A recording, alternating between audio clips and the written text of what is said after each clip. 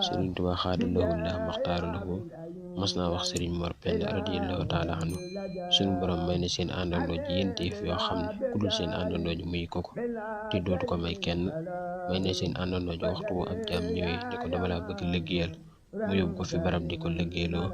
mu nekk ca liggéey ba diggam ba ñëw te liggéey ba jeexul mu fekk fee dundum jaamam yàlla boo xam ne dundum nga defalu ci yàlla dara mu fob dundam nga jox ko kookee mu doon liggéeyloo liggéey ba mu jeex mu dara wàcc fob deewam nga jox ko kookee.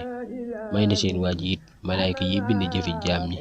lépp lu ñu bindal waayam bala ñoo dem fa ka leen ko doon bindloo jaar fi moom lu mu fekk ñu bind ko te neexu ko mu far ko bind leneen. may na seen waa ji it saa su liggéeyloo kenn ba mu wàcc foofu yi ñuy wax barsàq mbooleem lu mu liggéeyoon da koy fob denc ko fi barab dem di sàkk fa dencukaayu buur ba di ko jox ba ñu taxawal yawmal qiyaamati mu boole ko lam ko liggéeyaloon jox ko. may na seen waa ji it waxtu woo xam ne suñu borom digal na ruu yëpp ne leen jug leen fii ngeen tëdd te jëm ci pénc ma mu yem yu xasoona képp koo xam ne waaye ma dalay def wopp ci gannaawam boot jëppee la ci pénc ma.